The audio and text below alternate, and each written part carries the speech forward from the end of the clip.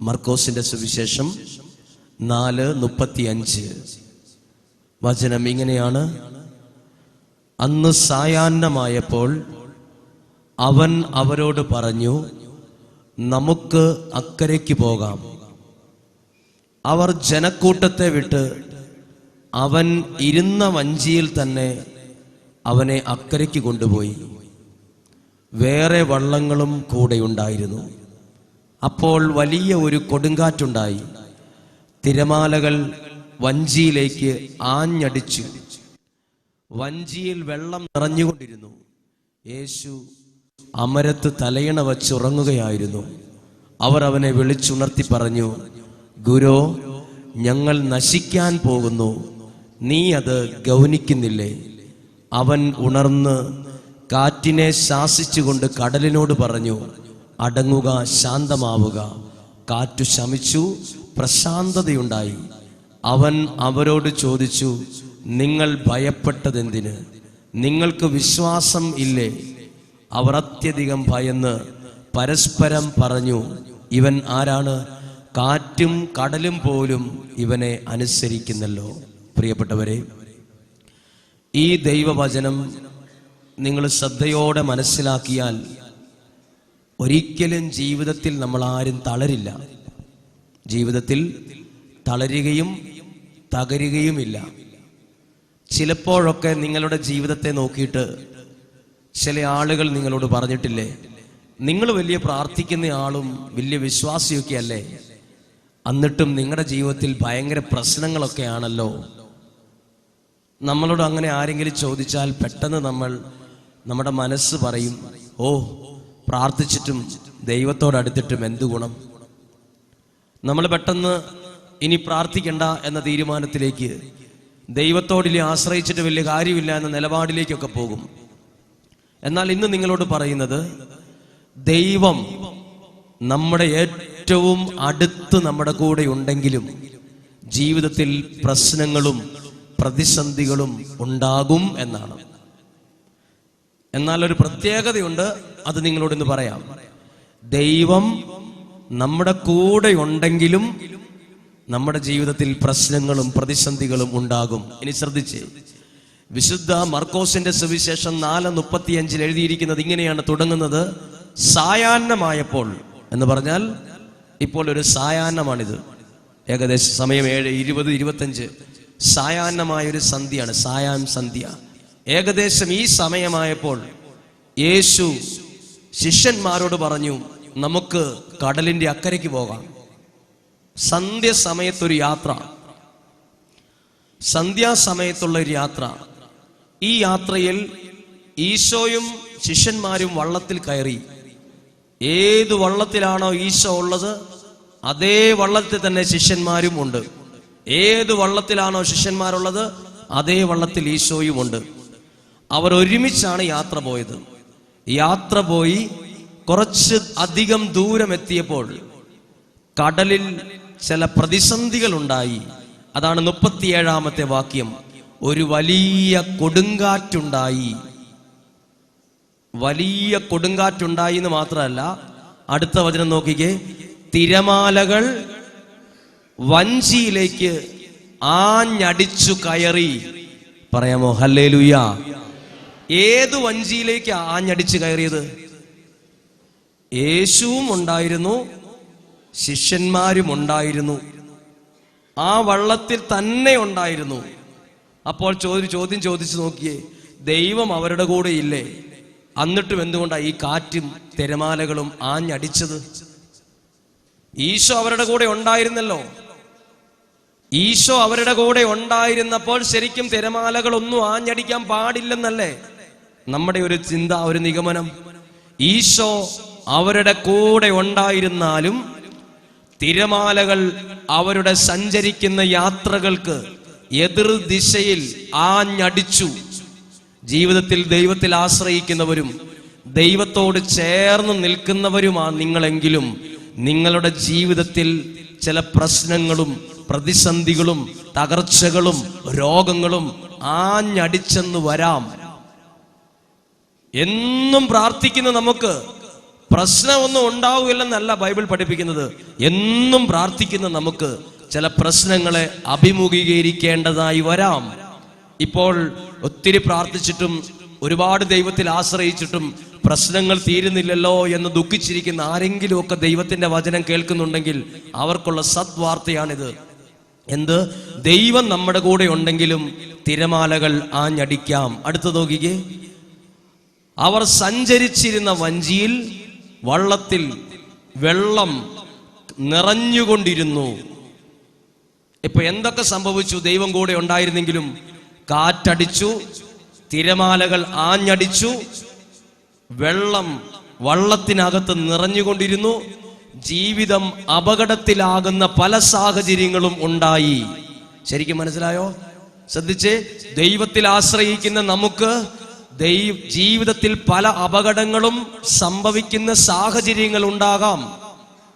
എന്നാൽ ഒരു കാര്യം കേട്ടെ, ഈ ബൈബിൾ വചനം അവസാനിക്കുന്നത് വരെ ഈ കാറ്റിലും തിരമാലകളിലും അകപ്പെട്ടു പോയ ഈ വഞ്ചി മറിഞ്ഞു അപകടം പറ്റിയെന്ന് എഴുതിയിട്ടില്ല. ഹല്ലേലൂയ. അതാണ് ഇതിന്റെ കീ പോയിന്റ്. അതായത് തിരമാലയുണ്ടായി, കാറ്റ് വീശി, കൊടുങ്കാറ്റുണ്ടായി, വെള്ളം അപകടകരമായ സാഹചര്യത്തിലൂടെ ഈ വള്ളം ശരിക്കും ആടി ഉലയുകയൊക്കെ ഉണ്ടായി. പക്ഷെ ഈ വള്ളത്തെ മറിച്ചിടാൻ കാറ്റിനും കൊടുങ്കാറ്റിനും പോലും കഴിഞ്ഞില്ല. ഹല്ലേലൂയ. അതാണ് ദൈവത്തിൽ വിശ്വസിക്കുന്ന, ദൈവം കൂടെയുള്ളവർക്ക് ദൈവം കൊടുക്കുന്ന ഒരു അനുഗ്രഹത്തിന്റെ പേരാണ്, എന്തു വലിയ പ്രതിസന്ധികൾ ഉണ്ടായാലും ആ പ്രതിസന്ധിക്ക് ഈ വ്യക്തിയെ മറിച്ച് തകർക്കാൻ കഴിയില്ല. പറഞ്ഞേ ഹല്ലേലൂയ, ഹല്ലേലൂയ. ഇത് ദൈവം നമുക്ക് തരുന്ന ഒരു ആത്മീയ പാഠമാണ്. എന്നാൽ നിങ്ങളൊരു ഭാവനയിൽ ഒന്ന് കണ്ടു നോക്കിക്കേ.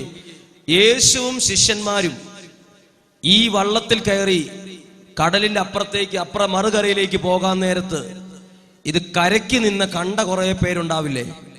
സന്ധ്യയായപ്പോ ഇവരെങ്ങോട്ടാ ഈ വള്ളത്തിന് പോകുന്നതെന്ന് ചിന്തിച്ചവരുണ്ടാവില്ലേ? കുറച്ചു കഴിഞ്ഞപ്പോൾ അവര് ഇങ്ങനെ ചിന്തിച്ചിട്ടുണ്ടാവില്ലേ? ആ കൊടുങ്കാറ്റിലും ആ തിരമാലകളിലും യേശുവിൻ്റെയും ശിഷ്യന്മാരുടെയും അധോഗതി, അവർ ആ വള്ളം മറിഞ്ഞ് മിക്കവാറും അപകട നിലയിലായി അവരുടെ ജീവിതം തീർന്നുവെന്ന് കരയ്ക്ക് നിന്ന് പറഞ്ഞ കുറെ പേരുണ്ടായിരിക്കും. നമ്മളെ നോക്കിയിട്ട് അങ്ങനെ പറഞ്ഞവരില്ലേ?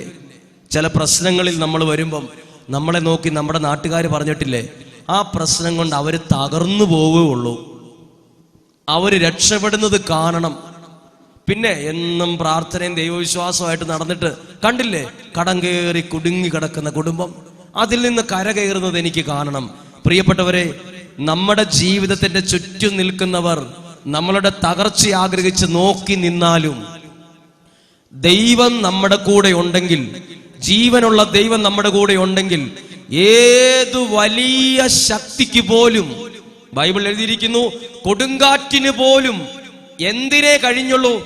ആ വള്ളത്തെ ജസ്റ്റ് ഒന്ന് അനക്കാൻ പറ്റി, ഇളക്കാൻ പറ്റി, മറിക്കാൻ പറ്റിയില്ല. ഹല്ലേലൂയ. ദൈവം നിങ്ങളുടെ കൂടെ ഉണ്ടെങ്കിൽ, നിങ്ങൾ ദൈവത്തിൽ വിശ്വസിക്കുന്നവരാണെങ്കിൽ, കാറ്റ് വന്നെന്നിരിക്കും, പ്രതിസന്ധികൾ വന്നെന്നിരിക്കും, ദൈവം കൂടെ ഉണ്ടെങ്കിലും ചില രോഗപീഠകൾ ശരീരത്തിൽ വന്നെന്നിരിക്കും. പക്ഷേ ഒരു രോഗത്തിനോ ഒരു തകർച്ചയ്ക്കോ നമ്മുടെ ജീവിതത്തെ തകർക്കാനോ നശിപ്പിക്കാനോ ഒരു ശക്തിക്കും കഴിയില്ല. കാരണം എന്റെ കൂടെ ദൈവമുണ്ട്. കരങ്ങൾ ഉയർത്തി ഉറക്കെ പറയാമോ? Hallelujah, hallelujah. കരങ്ങൾ താഴ്ത്താം. ഈ ഒരൊറ്റ ബോധ്യം നമ്മുടെ ജീവിതത്തിൽ ഉണ്ടെങ്കിൽ പ്രശ്നങ്ങളും പ്രതിസന്ധികളും നാല് ദിക്കിൽ നിന്ന് വന്നാലും നമ്മളെ തകർക്കാൻ കഴിയില്ല, തകർക്കാൻ കഴിയില്ല. ഇനി ശ്രദ്ധിച്ചേ, എന്തിനാണ് സഹനങ്ങൾ? എന്തിനാണ് ദൈവം ചില സഹനങ്ങൾ തരുന്നത്? സഹിക്കുന്ന വ്യക്തിക്ക് എന്ത് ഗുണമുണ്ട്?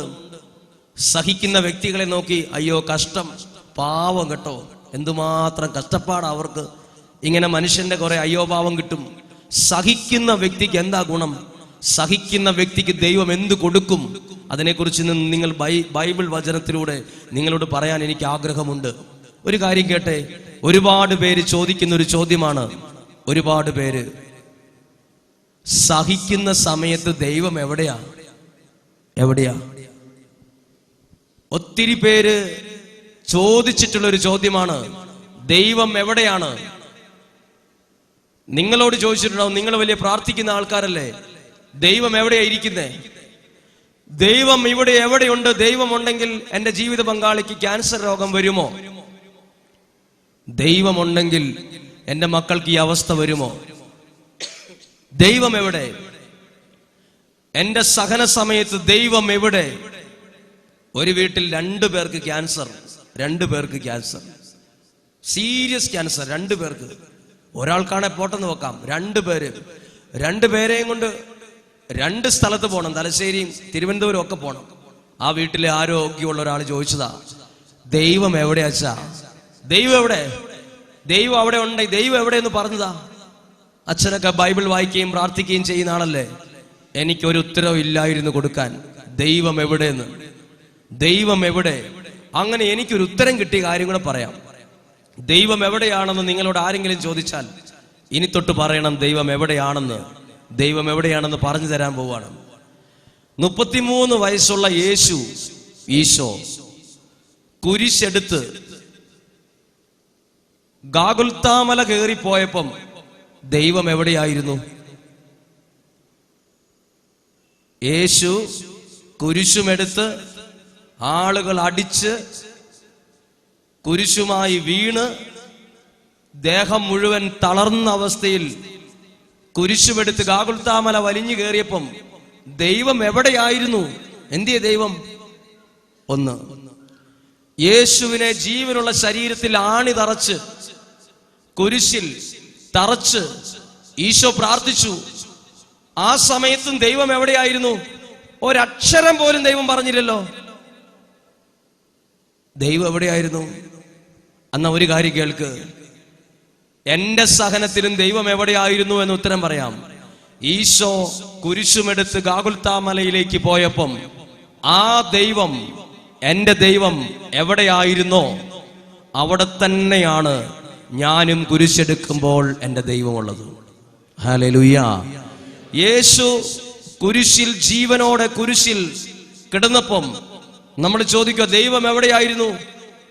ദൈവം എവിടെയായിരുന്നോ അവിടെ തന്നെയാണ് എൻ്റെ കുടുംബത്തിലെ ഓരോ സഹനങ്ങളും ഞാൻ ഇങ്ങനെ അനുഭവിച്ച്, ദൈവമേ എങ്ങനെ മുന്നോട്ട് പോകും, എങ്ങനെ ജീവിതം നയിക്കും, എനിക്ക് മരിക്കണമെന്ന് വരെ തോന്നുന്ന സാഹചര്യം വരുമ്പം ദൈവം എവിടെയെന്ന് ചോദിച്ചാൽ, യേശു കുരിശിൽ ജീവനോടെ മരിക്കുന്ന സമയത്ത് ദൈവം എവിടെയായിരുന്നോ, കുരിശ് വഹിച്ചു കൊണ്ടുപോയപ്പോൾ ദൈവം എവിടെയായിരുന്നോ അവിടെ തന്നെയാണ് ഇന്നും എൻ്റെ ഓരോ സഹനയാത്രകളിലും എൻ്റെ ദൈവം ഉള്ളത്, നമ്മുടെ ദൈവം ഉള്ളത്. പറഞ്ഞേ ഹല്ലേലൂയാ, ഹല്ലേലൂയാ. അവർക്ക് പറഞ്ഞേ ഹല്ലേലൂയാ. അതുകൊണ്ട് പേടിക്കണ്ട, നമ്മുടെ സഹനങ്ങൾക്കെല്ലാം വിലയുണ്ടെന്ന് ഇന്ന് പറയാൻ പോവാണ്. എല്ലാ സഹനങ്ങൾക്കും വിലയുണ്ട്. അടുത്തത്, സഹിക്കുന്ന വ്യക്തിക്കുള്ള ഒരു ഭയങ്കര അനുഗ്രഹം. വലിയൊരു ദൈവഭക്തനായിരുന്നു ആര്? ഏലിയ. പേര് മറക്കരുത്, ഏലിയ. 1 രാജാക്കന്മാരുടെ പുസ്തകം 17-ാം അധ്യായത്തിലാണ് ഏലിയായെ ബൈബിൾ പരിചയപ്പെടുത്തുന്നത്. ഏലിയയുടെ പ്രത്യേകത എന്നറിയാമോ? ഇന്നലെ നമ്മളൊരു പാട്ട് പാടിയില്ലേ, മഴ പെയ്യരുതെന്ന് പറഞ്ഞപ്പം 3 വർഷക്കാലം മഴ പെയ്തില്ല. പിന്നെ ഏലിയ പറഞ്ഞു മഴ പെയ്യട്ടെ, അന്നേരം ആ മഴ പെയ്തേ. അത്ര ശക്തനായൊരു പ്രവാചകനായിരുന്നു ഏലിയായുടെ കാലഘട്ടം. ശ്രദ്ധിച്ച്, ഏലിയായുടെ കാലഘട്ടത്തിൽ ഏലിയായ്ക്കൊരു ഭയങ്കര സഹനം വന്നു. ഒരു ദിവസം ഏലിയായോട് ദൈവം പറഞ്ഞു, ഈ ദേശത്ത് മുഴുവൻ ഭയങ്കര ക്ഷാമവും പട്ടിണിയും വരാൻ പോവാണ്.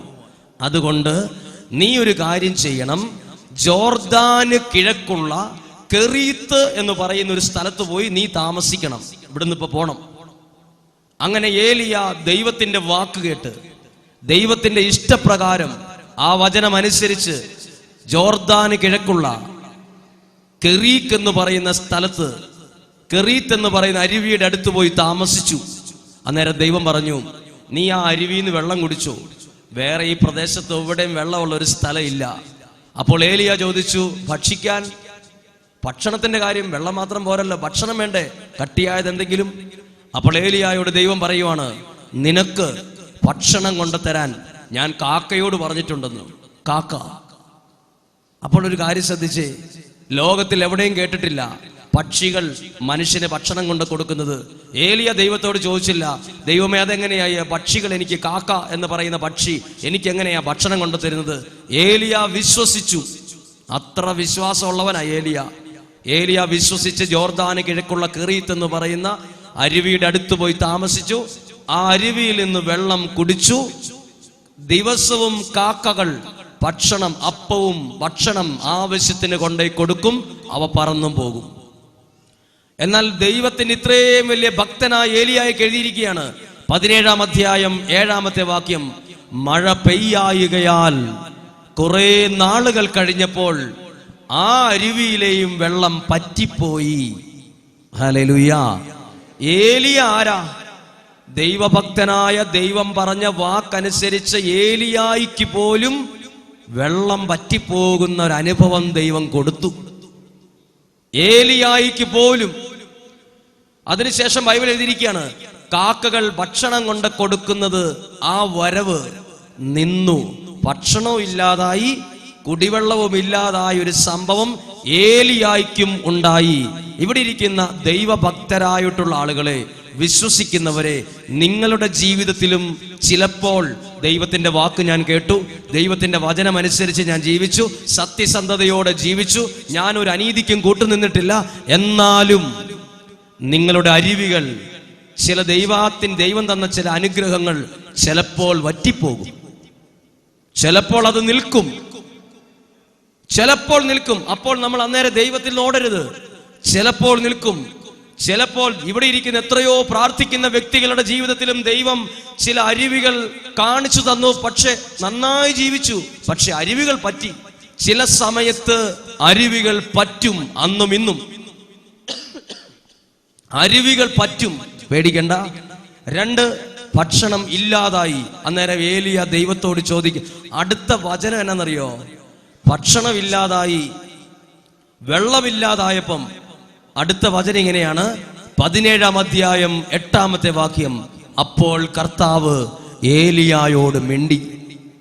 ഏലിയായോട് ദൈവം സംസാരിച്ചു. പറഞ്ഞേ ഹല്ലേലൂയ. എപ്പോൾ ചില അരുവികൾ പറ്റുമ്പം, ചില കഷ്ടപ്പാടുകൾ വരുമ്പോൾ, ചില സങ്കടത്തിലൂടെ ദൈവം കടത്തിവിടുമ്പോഴാണ് ദൈവം എന്നോട് സംസാരിക്കുന്നത്. ചില സങ്കടങ്ങൾ എന്തിനാ?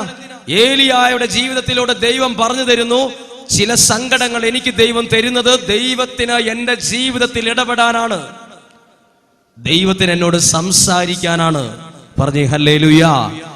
ബൈബിൾ എഴുതിയിരിക്കുവാണ്, അപ്പോൾ ഏലിയായോട് ദൈവം സംസാരിച്ചു. മറ്റ് ബൈബിളിൽ എഴുതിയിരിക്കുന്നത്, ഏലിയായ്ക്ക് ദൈവത്തിന്റെ അരുളപ്പാടുണ്ടായി. എപ്പോ? അരുവിയിലെ വെള്ളം പറ്റി, ഭക്ഷണം ഇല്ലാതായി. ചില സങ്കടങ്ങൾ വരുമ്പം ദൈവം നമ്മളോട് സംസാരിക്കും. ഇനി എന്താ പറഞ്ഞത്? അത് ഭയങ്കര അത്ഭുതമാണ്. ഏലിയായോട് ദൈവം പറയുവാണ്, അതെ, നീ ഒരു കാര്യം ചെയ്യുക. ഇനി എന്താ സംസാരിച്ചെന്ന്? നീ ഒരു കാര്യം ചെയ്യുക. ഇപ്പോൾ കെറീത്ത് എന്ന് പറയുന്ന സ്ഥലത്തല്ല നീ ഉള്ളത്. നീ അവിടെ നിന്ന് പുറപ്പെട്ട് സറേഫാത്ത് എന്ന് പറയുന്ന ഒരു സ്ഥലത്ത് പോയി താമസിക്കണം. അവിടെ നിനക്ക് ഭക്ഷണം തരാൻ ഞാൻ ഒരു വിധവയെ ഏൽപ്പിച്ചിട്ടുണ്ടെന്ന് പറഞ്ഞു. അങ്ങനെ ഏലിയ ദൈവത്തിന്റെ വാക്ക് കേട്ട് സറേഫാത്ത് എന്ന് പറയുന്ന സ്ഥലത്ത് ചെന്നപ്പം അവിടെ പോകുന്ന വഴിയിൽ ഒരു വിധവയെ കണ്ടു. ഒരു വിധവ. ആ വിധവയോട് ഏലിയ പറഞ്ഞു, എനിക്കൊരു കുറച്ച് വെള്ളം തരാൻ പറഞ്ഞു, കുറച്ച് അപ്പവും തരാൻ പറഞ്ഞു. അപ്പോൾ ആ വിധവ തിരിഞ്ഞു നിന്ന് ഏലിയായോട് പറഞ്ഞു, എൻ്റെ അവസ്ഥ നിനക്കറിയാമോ? ആകെ എൻ്റെ വീട്ടിൽ കുറച്ച് മാവും കുറച്ച് എണ്ണയുമേ ഉള്ളൂ. ഇത് ഇന്ന് രാത്രിയിൽ ആ മാവ് കൊണ്ട് അപ്പം ഉണ്ടാക്കാൻ വേണ്ടി കുറച്ച് വിറക് പെറുക്കാൻ വേണ്ടി വന്നതാണ് ഞാനിവിടെ. അതിനുശേഷം ഇന്ന് ഞാൻ ആത്മഹത്യ ചെയ്യാൻ ഇരിക്കുവാന്ന് പറഞ്ഞു. ആരോട്? ഏലിയായോട് പറഞ്ഞു, ഞാൻ മരിക്കാനിരിക്കുക.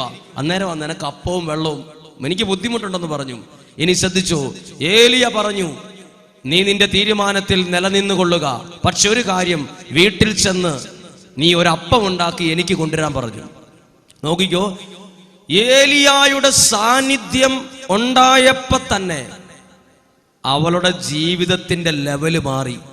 ബൈബിളിൽ ആ വിധവ ആത്മഹത്യ ചെയ്തു എന്നല്ല എഴുതിയിരിക്കുന്നത്, അവളുടെ കഷ്ടപ്പാടും മാറി, സങ്കടവും മാറി. ഇങ്ങനെ എഴുതിയിരിക്കുന്നത്, കലത്തിലെ മാവ് പിന്നീട് തീർന്നു പോയില്ല, ഭരണിയിലെ എണ്ണ വറ്റിയതിൽ. ആരുടെ സാന്നിധ്യം?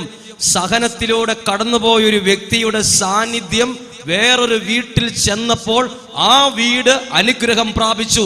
സഹിക്കുന്ന വ്യക്തിയുടെ സാന്നിധ്യം വേറൊരു വ്യക്തിയുടെ ഉയർച്ചയ്ക്ക് കാരണം ആകും.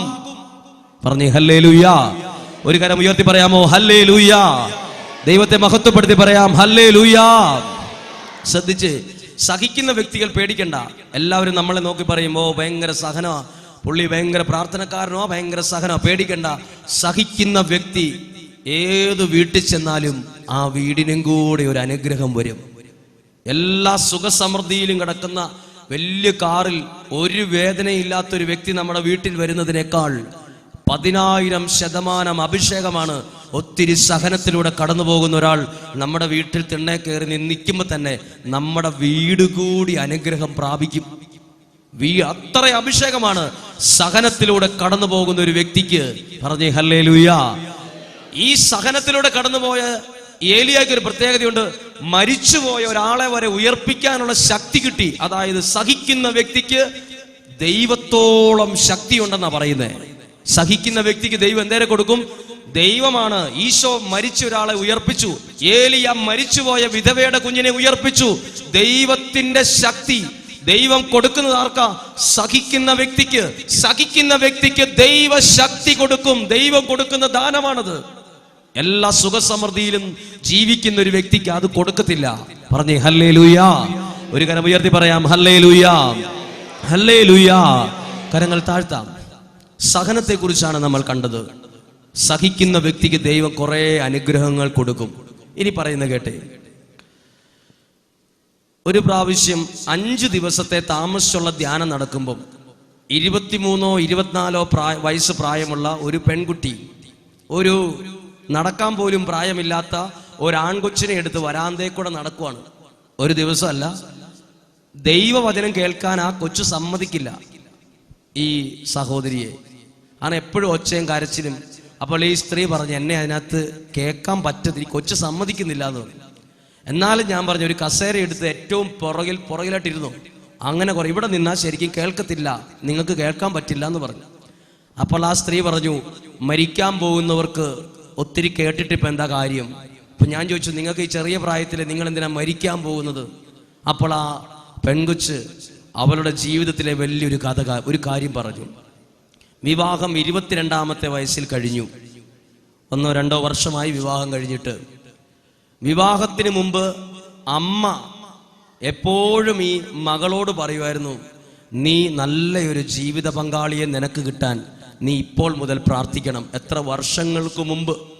അന്ന് അവൾ ദൈവഭക്തിയും ജീസസ് യൂത്ത് എന്ന ഒരു കൂട്ടായ്മയിൽ സജീവ മെമ്പറും എന്നും പ്രാർത്ഥിക്കുകയും ദൈവവചനം കേൾക്കുകയും ഒക്കെ ചെയ്യുന്ന ഒരു നല്ല പെൺകുട്ടിയാണ്. ആ പെൺകുട്ടി ഇങ്ങനെ പ്രാർത്ഥിച്ചു, ദൈവമേ, നാളെ ഒരു സമയത്ത് എൻ്റെ വിവാഹം ആലോചിക്കുമ്പം എൻ്റെ കഴുത്തിൽ കള്ളുകുടിയനായ ഒരാൾ താലി കെട്ടാൻ ഇടവരരുതേ എന്ന് പ്രാർത്ഥിച്ചു. ആരെന്നെ വിവാഹം കഴിച്ചാലും കുഴപ്പമില്ല, പക്ഷെ കള്ളു കുടിക്കുന്ന, മദ്യപിക്കുന്ന, ലഹരിയിൽ അടിമപ്പെട്ടു പോയ ഒരാൾ എൻ്റെ കഴുത്തെ താലി കെട്ടരുത്. ഒറ്റ കാര്യമേ ദൈവത്തോട് പ്രാർത്ഥിച്ചുള്ളൂ, ഒരു കള്ളുകുടിയൻ എൻ്റെ കഴുത്തിൽ താലി കെട്ടരുത്. അങ്ങനെ ആ പെങ്കൊച്ചിനൊരു കല്യാണം വന്നു. കല്യാണത്തിൻ്റെ കഴിഞ്ഞ് 2-3 ദിവസം കഴിഞ്ഞപ്പോൾ മനസ്സിലായി, മുക്കുടിയനായ ഒരുത്തനാണ് താലി കെട്ടിയത്. മുക്കുടിയൻ എന്ന് പറഞ്ഞാൽ കുടിച്ചാൽ ആ വ്യക്തിക്ക് പിന്നെ മാനസികം പോലെയാണ്. കുടിയില്ലെങ്കിൽ കുഴപ്പമില്ല, കുടിച്ചു കഴിഞ്ഞാൽ മാനസിക രോഗി ചെയ്യുന്ന പോലെ തന്നെ ചെയ്യും. അതായത് ചായ കുടിക്കാൻ കൊടുത്താൽ, വെള്ളം കൊടുത്താൽ ചൂടുള്ള വെള്ളമോ ചായ മുഖത്തേക്ക് ഒഴിക്കും, ഉപദ്രവിക്കും, മാനസിക രോഗി ചെയ്യുന്ന പോലെ ചെയ്യും. അങ്ങനെ 2 വർഷം സഹിച്ച് ജീവിച്ചു. അങ്ങനെ ആ പെങ്കൊച്ച് തീരുമാനിക്കുകയാണ്, ദൈവം എവിടെയാ? എത്രയോ നാളുകൾക്ക് മുമ്പ് ഞാൻ ദൈവത്തോട് ഒറ്റ പ്രാർത്ഥന ചോദിച്ചുള്ളൂ. ഗവൺമെന്റ് ജോലി തരണമെന്ന് പ്രാർത്ഥിച്ചിട്ടില്ല, വലിയ വീട് എനിക്ക് തരണമെന്ന് പ്രാർത്ഥിച്ചിട്ടില്ല, കുടിയനായ ഒരുത്തൻ താലി കെട്ടരുതെന്ന് മാത്രമേ പ്രാർത്ഥിച്ചിട്ടുള്ളൂ. ദൈവം എനിക്ക് തന്നതോ ഡെയിലി കുടിക്കുന്ന ഒരാളെ, കുടിച്ചാൽ മാനസിക രോഗി. അപ്പോൾ ദൈവം എവിടെയാ? ദൈവം ഇല്ല. ദൈവം പ്രാർത്ഥന കേൾക്കില്ല. മനസ്സ് മടുത്തു. 5 ദിവസത്തെ ധ്യാനം കൂടി ഈ കൊച്ചും ഈ തള്ളയും ഈ പെങ്കൊച്ചും മരിക്കാനിരിക്കുകയാണ്. ധ്യാനം കൂടി ഭർത്താവിൻ്റെ വീട്ടിലേക്ക് തിരിച്ചു പോകാനല്ല, പോയി മരിക്കാൻ. അത് ചുമ്മാ പറയാൻ വേണ്ടി പറഞ്ഞല്ല, തീരുമാനം എടുത്തിരിക്കുകയാണ്. അപ്പോൾ ആ പെങ്കൊച്ച് ചോദിച്ചു, മരിക്കാതിരിക്കാം, പക്ഷെ എൻ്റെ ചോദ്യത്തിന് ഉത്തരം തരണം. എന്തുകൊണ്ടാണ് വർഷങ്ങളായി ഞാൻ പ്രാർത്ഥിച്ചൊരു പ്രാർത്ഥന എൻ്റെ ദൈവം കേൾക്കാതെ പോയത്? 1 വർഷമല്ല, 2 വർഷമല്ല. ഞാൻ എൻ്റെ പ്രായത്തിലുള്ള പല പെൺകുട്ടികളെ പോലെ അല്ല ജീവിച്ചത്. അത്രയും ആർഭാടമായ ഡ്രസ്സ് എനിക്ക് എടുക്കാൻ സാഹചര്യം ഉണ്ടായിരുന്നിട്ടും ഞാൻ എടുത്തിട്ടുണ്ടായിരുന്നില്ല. ഏറ്റവും ദൈവത്തിന് ഇഷ്ടമുള്ളതുപോലെ ജീവിച്ചിട്ട് ഒറ്റ പ്രാർത്ഥന, കുടിയനായ ഒരുത്തൻ എൻ്റെ കഴുത്തിൽ താലി കെട്ടരുത്. ദൈവം എനിക്ക് തന്നതോ ഇതിനൊരു ഉത്തരം തരണമെന്ന് പറഞ്ഞു. എനിക്ക് ആ ഒരു പെൺകുട്ടിയുടെ മുമ്പിൽ ഉത്തരം കൊടുക്കാനില്ലാതെ, ഒരു ദൈവവചനം പോലും പറയാനില്ലാതെ നിന്നപ്പം ഞാൻ പറഞ്ഞു, ഇപ്പം നിങ്ങൾ ഇവിടെ നിൽക്കുക, ഞാൻ വൈകുന്നേരം ഇന്ന് 9 മണിക്കുള്ളിൽ എന്തെങ്കിലും ഒരു നല്ല കാര്യം ദൈവവചനത്തിലൂടെ ഞാൻ പറയും. എനിക്കിപ്പോൾ ഒന്നും കിട്ടുന്നില്ല, സത്യാവസ്ഥ പറഞ്ഞു, എനിക്കൊന്നും നിങ്ങളോട് പറയാനില്ല, ഞാൻ നിങ്ങളുടെ മുമ്പിൽ തോറ്റിരിക്കുന്നു. അന്ന് ഞാൻ കുറച്ച് സമയം വെറുതെ കിട്ടിയപ്പം പ്രാർത്ഥനയിലല്ല, എന്നാലും ഒരു കസേരയിലിരുന്ന് ഞാൻ ഇവരുടെ ഈ സങ്കടം ഇങ്ങനെ കേട്ട് എൻ്റെ മനസ്സിൽ, ഞാൻ ബൈബിൾ എൻ്റെ കയ്യിലുണ്ട്, ഞാനത് തുറന്നു. ബൈബിൾ തുറന്നപ്പോൾ ഒത്തിരി പേര് പറയുന്നത് കേട്ടിട്ടുണ്ട്, ഒരുപാട് സങ്കടത്തിൽ നമ്മൾ ഇരിക്കുമ്പം ദൈവവചനം നമ്മളോട് സംസാരിക്കുമെന്ന് ഞാൻ കേട്ടിട്ടുണ്ട്. എനിക്ക് അത്രയും അനുഭവമായിട്ടില്ലായിരുന്നു. പക്ഷെ ഇപ്പോൾ ഒരു കാര്യം പറയാം, നമ്മൾ ഏത് സങ്കടത്തിൽ നമ്മൾ ഇരുന്ന് ദൈവവചനം തുറന്നാലും ദൈവവചനത്തിൽ നമ്മൾ കാണുന്ന ആ ഒരു പേജില്ലേ, അത് നമുക്കുള്ള പേജായിരിക്കും. നമ്മൾ അടയാളം വെച്ച് തുറക്കാതെ പ്രാർത്ഥിച്ച് സങ്കടത്തിലിരിക്കുമ്പോൾ ദൈവമേ എന്ന് ചോദിച്ചാൽ ദൈവം ഒരു ഉത്തരം തരുന്നത് ചിലപ്പോൾ 148-ാമത്തെ പേജ് നമ്മൾ തുറന്നു പിടിക്കുമ്പം 148-ാമത്തെ പേജിൽ 3-ാമത്തെ പാരഗ്രാഫ് വായിക്കുമ്പോൾ തോന്നും, ദൈവമേ എൻ്റെ സഹനത്തിൽ ഇപ്പോൾ എനിക്ക് ഉത്തരമാണല്ലോ ഇത്. ദൈവവചനത്തിലൂടെ ദൈവം നമ്മളോട് സംസാരിക്കുന്നുണ്ട്. പറഞ്ഞേ ഹല്ലേലൂയ, ഹല്ലേലൂയ. ദൈവം സംസാരിക്കും.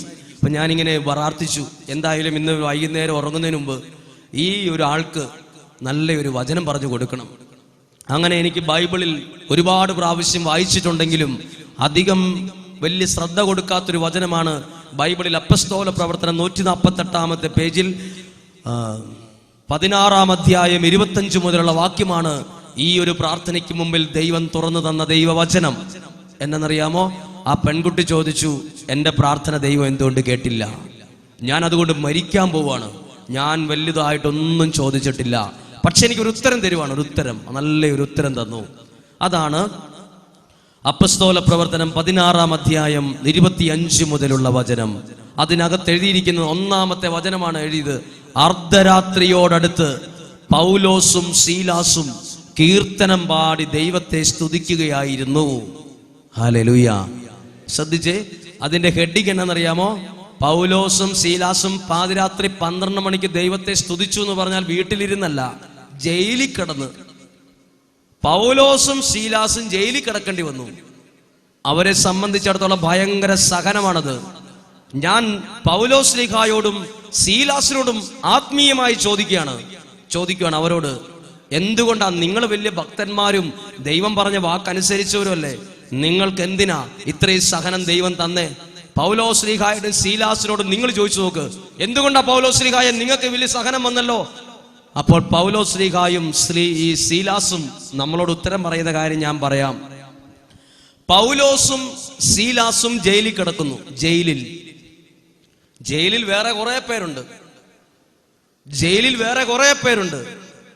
പക്ഷെ പൗലോസും സീലാസും ജയിലിൽ കിടന്നപ്പോഴാണ് ഈ ജയിലിനകത്തുള്ള കുറെ പേര് ആരെ അറിഞ്ഞത്? ദൈവത്തെ അറിഞ്ഞത്. അതെപ്പോഴും ഓർക്കണം. പൗലോസും സീലാസും സാവൂളായ മനുഷ്യൻ മാനസാന്തരപ്പെട്ട് പൗലോസായി മാറിയ വിശുദ്ധനായ വ്യക്തിയാണ്. ദൈവഹിത അനുസരിച്ച് പ്രാർത്ഥിക്കുന്ന, ദൈവത്തിന് വേണ്ടി നിലകൊള്ളുന്ന വ്യക്തിക്ക് ദൈവം കൊടുത്തു തന്നെ ജയിലിൽ കിടക്കേണ്ട അനുഭവം, സഹനം.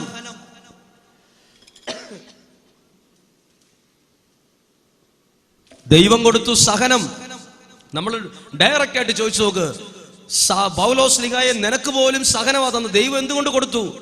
അതിനുത്തരമാണ്, പൗലോസ്ലീഹായ്ക്കും ഈ സീലാസിനും പകരം വേറെ രണ്ടുപേരായി ഈ ജയിലിൽ കിടന്നെങ്കിൽ ആ ജയിലിലുള്ളവർ ആ ഇരുട്ടിക്കിടന്ന് ദൈവത്തെ അറിയാതെ അവരുടെ ജീവിതം തകർന്നു പോയനെ.